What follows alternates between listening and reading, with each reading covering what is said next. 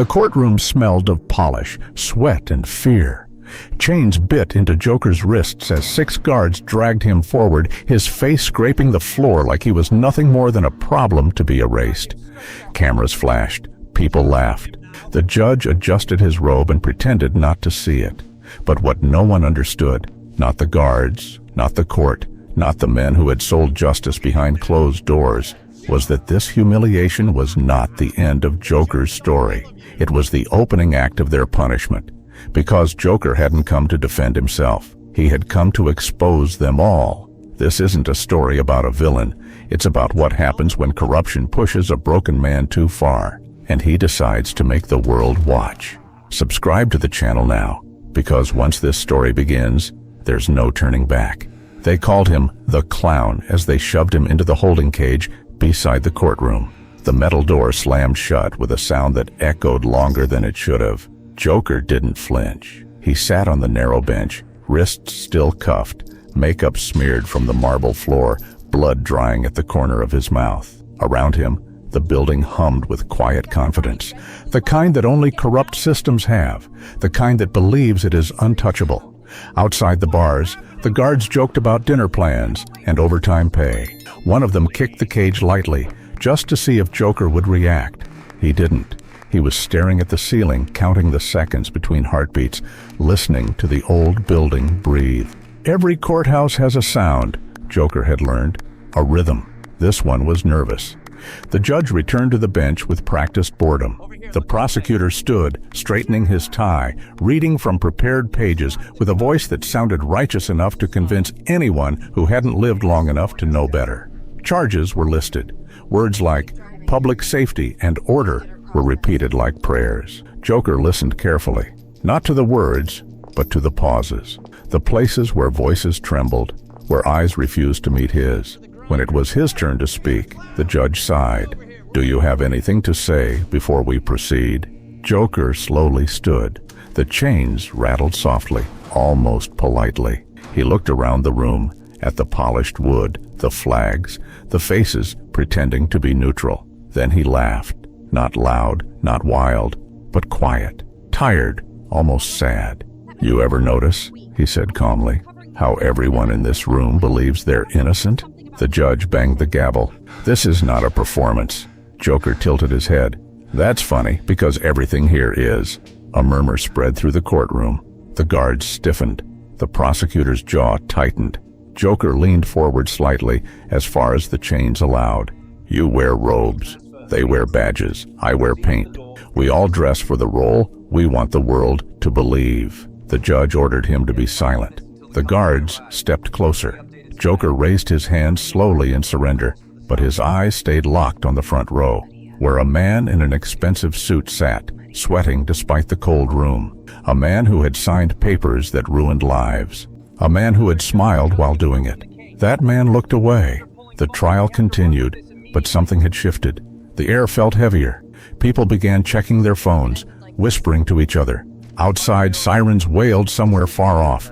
Then another, closer. The judge paused, annoyed. The guards exchanged looks. Joker smiled again, wider this time. "You hear that?" he asked softly. One guard grabbed him by the shoulder. "Sit down." Joker complied easily, too easily. He sat, relaxed, almost peaceful, as if he'd already said goodbye to something.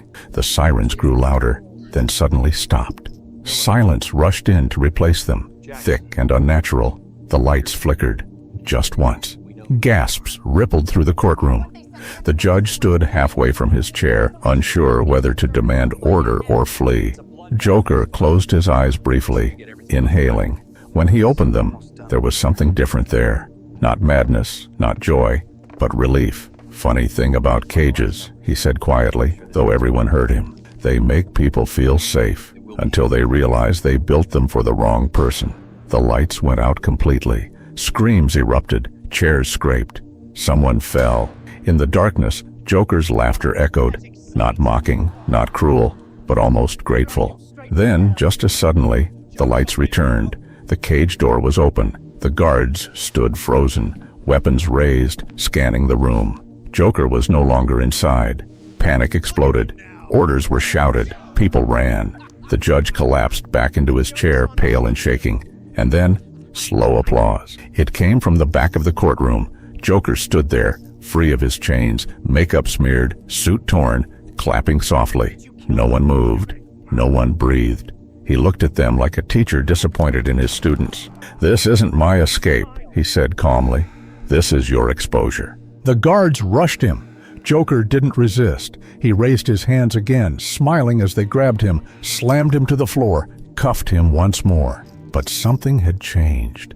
The laughter was gone from their faces. The confidence had drained away. As they dragged him out, Joker turned his head just enough to look back at the room, at the judge, the prosecutor, the sweating man in the suit. "This was the easy part," he whispered. Outside, thunder rolled across the sky, though the forecast had promised clear weather. And somewhere deep inside the courthouse, something vital cracked. A sound no one noticed until it was far too late.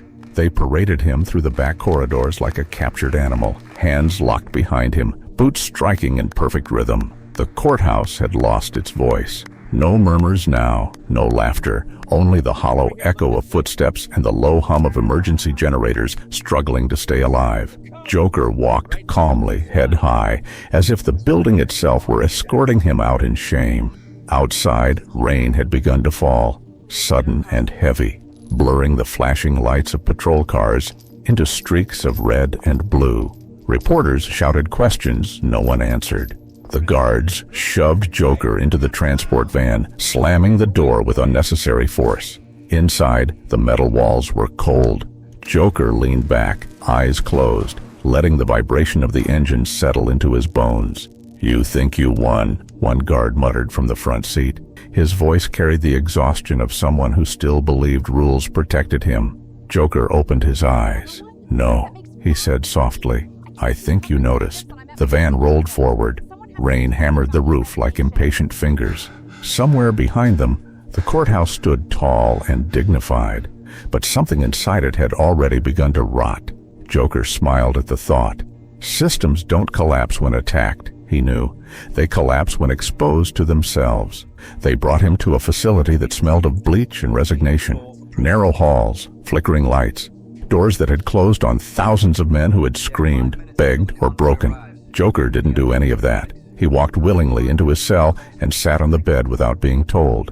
The guards hesitated, unsure what to do with someone who didn't fight. Hours passed, or maybe minutes.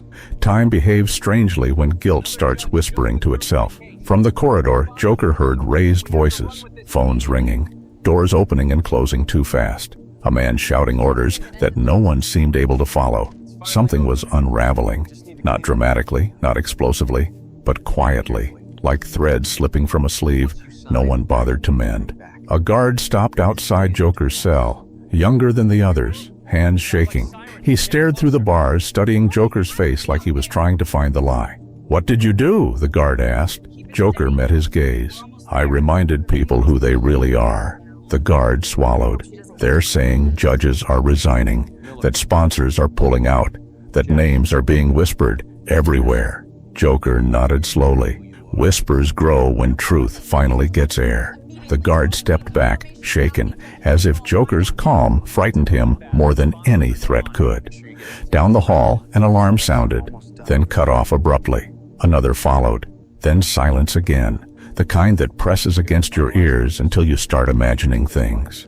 Late that night, footsteps approached, slower, heavier. A man stopped in front of Joker's cell, the same man from the courtroom, the one in the expensive suit. Now his tie was gone. His face looked smaller, without confidence holding it up. "You ruined everything," the man hissed. Joker studied him gently. "No, I just stopped pretending nothing was wrong." The man laughed bitterly. "You think you're some kind of hero?" Joker stood, stepping close to the bars. His voice dropped, quiet but sharp. "No, heroes believe the system can be saved. I believe people must be forced to see it." The man leaned in, desperate. "They'll forget. They always do." Joker smiled sadly. "Maybe, but you won't." Guards came for the man then, pulling him away as he protested, his voice cracking. Joker watched him go, expression unreadable. When the hallway emptied again, Joker sat back down. suddenly looking very tired. Morning came without ceremony. No sunrise through a window, no announcement. Just the soft click of locks disengaging. Joker's cell door slid open. A senior officer stood there, face pale, eyes hollow. "You're being transferred," he said. Joker rose. "To where?" The officer hesitated. "Somewhere quieter." As they led him away, Joker glanced once more down the corridor, at the peeling paint, the tired lights, the place where truth had finally seeped through concrete. Outside, the rain had stopped. The city breathed cautiously, like someone waking from a long nightmare.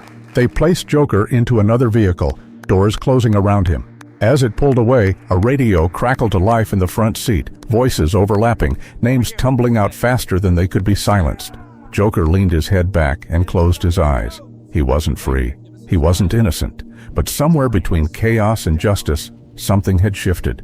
And that, he believed, was enough. Subscribe to the channel, because the most dangerous stories are the ones that feel uncomfortably true.